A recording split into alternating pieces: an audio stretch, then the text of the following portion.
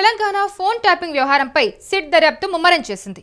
విచారణ కొనసాగుతున్న కొద్దీ బాధితుల సంఖ్య పెరుగుతూనే ఉంది. అయితే ఎమ్మెల్సీ మల్లన్న అలియాస్ చింతపండు నవీన్ ఫోన్ను కూడా ట్యాపింగ్ చేసినట్టు సిట్ అధికారులు గుర్తించడం జరిగింది. దీంతో విచారణకు హాజరై వాంగ్మూలం ఇవ్వాల్సిందిగా సిట్ నోటీసులు అందజేసింది. ఈ నేపథ్యంలో ఫోన్ ట్యాపింగ్ కేసులో సిట్ ముందుకు ఎమ్మెల్సీ చింతపండు నవీన్ హాజరవుతున్నారు. జూబ్లీహిల్స్ పిఎస్ కు వెళ్లి స్టేట్మెంట్ కూడా ఇవ్వబోతున్నారు. దీనికి సంబంధించిన మరింత సమాచారం మా ప్రతినిధి రాణా అందిస్తారు. ఎస్ రాణా, ఇవాళ ఎమ్మెల్సీ మల్లన్న సిట్ దర్యాప్తుకి హాజరవుతున్నారని చెప్పి తెలుస్తూ ఉంది. దీని గురించి సమాచారం ఏంటి?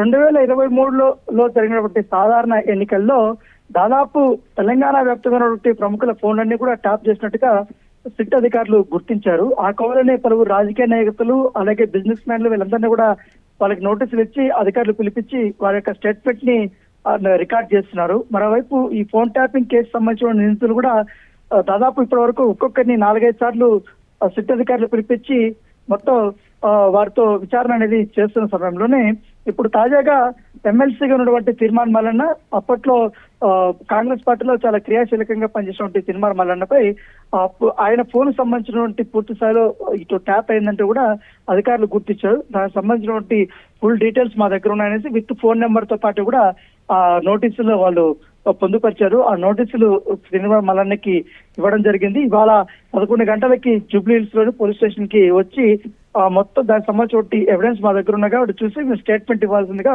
వాళ్ళు కోరడం జరిగింది. మరి కాసేపట్లో ఆయన రాబోతున్నారు. సో ఇది ఒక సంచలనంగా మారచ్చు. ఎందుకంటే ఇప్పటికే టాప్ లీడర్స్ అందరితో కూడా కొండా విశ్వేశ్వరరెడ్డి కానీ, ఇట్లా టీపీసీసీ చెందినటువంటి మహేష్ కుమార్ గౌడ్ కానీ, తర్వాత ఎంపీ అయినటువంటి రఘునందన్ రావు కానీ, తర్వాత మరో ఎంపీ ధర్మపురి అరవింద్ కానీ, ఇప్పుడు తీర్మాన్ మల్లన్న కానీ, బిజినెస్ మ్యాన్లు కానీ వీళ్ళందరూ కూడా చాలా మంది ఇప్పటికే సిట్ అధికారుల ముందు దగ్గరికి వచ్చి వాళ్ళ యొక్క వాంగ్మూలాన్ని వాళ్ళు ఇచ్చారు. వాళ్ళు స్టేట్మెంట్ ఇచ్చినటువంటి నేపథ్యంలో ఇప్పుడు తాజాగా తీర్మాన్ మల్లన్న వచ్చారు. సో చూడాలి, నిన్న కానీ మొన్న కానీ ఈ కేసులో ప్రధాన నిందితుడిగా భావించినటువంటి ప్రభాకర్ రావుని సుదీర్ఘంగానే అధికారులు విచారించారు. సో అక్కడ విచారించిన తర్వాత తీర్మాన్ మల్లన్న ఇచ్చే స్టేట్మెంట్ ఆధారం చేసుకొని మరొక మారు ప్రభాకర్ రావును కూడా పిలిచి ఈ యొక్క విచారణ చేయబోతున్నట్టుగా మనకు సమాచారం అవుతుంది. కౌసల్య, ఎస్, అయితే విచారణ జరుగుతున్న కొద్దీ బాధితుల సంఖ్య అయితే పెరుగుతూనే ఉంది. సో బాధితుల్లో మరికొంతమంది సంఖ్య పెరిగే అవకాశం ఉందా? ఇప్పుడైతే ఎమ్మెల్సీ మల్లన్న అయితే ఈ జాబితాలో ఉన్నారు, మరికొంతమంది ఉండే అవకాశం కూడా ఉందా?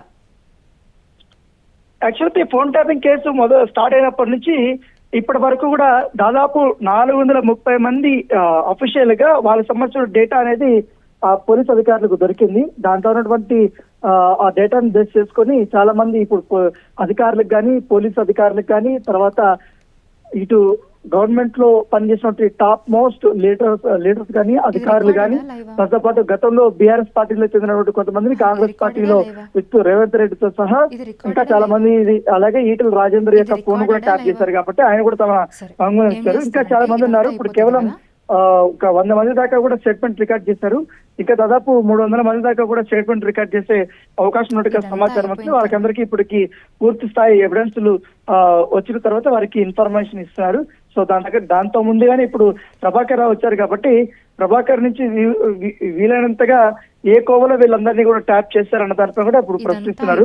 దాంతోపాటు వీళ్ళ నెంబర్లంతా కూడా మావోయిస్ట్ సంబంధించిన సానుభూతి పరులుగా పనిచేశారంటూ కూడా వీళ్ళ నెంబర్లు ఈ యొక్క ఈ కమిటీకి వాళ్ళు పంపించడం జరిగింది. ఆ కమిటీ మామూలుగానే ఇటు మావోయిస్ట్ కానీ, ఇటు ఉగ్రవాదులకు కానీ సంబంధాలు ఉన్నప్పుడు వాళ్ళు పెద్దగా ఆలోచించారు, వెంటనే ఫోన్ ట్యాపింగ్ కి అనుమతిస్తారు. సో అట్లా టెక్నికల్ దీంతో వీళ్ళందరి ఫోన్లోనే మొత్తం పూర్తి స్థాయిలో ట్యాప్ చేసినట్టుగా మనకు తెలిసింది. సో దాని తగ్గట్టుగానే ఇప్పుడు ఎన్క్వైరీ జరుగుతుంది కాబట్టి సో చూడాలి ఇవాళ తీర్మాన్ మల్లన్నకి సంబంధించిన విషయంలో ఏ సందర్భంలో అతనివి ఈ ఫోన్లన్నీ కూడా ట్యాప్ అయ్యన్నదాన్ని కూడా చూడాల్సిన అవసరం ఉంది.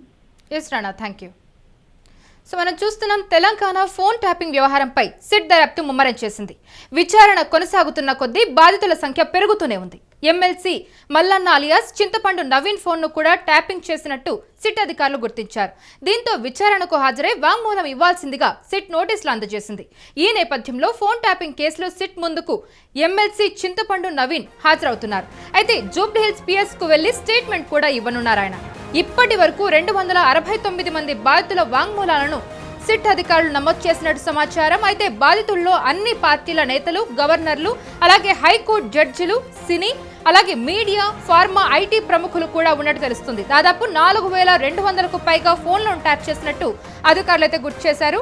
అయితే ఇప్పుడు మా ప్రతినిధి రాణా అయితే అందించారు కదా సమాచారం. మరి ఇప్పుడు తీన్మార్ మల్లన్న అయితే తీన్మార్ మల్లన్న స్టేట్మెంట్ అయితే రికార్డ్ చేయబోతున్నారు సిట్ అధికారులు. చూడాలి మరి ముందుకు ఇంకెంతమంది వస్తారు ఏంటనేది.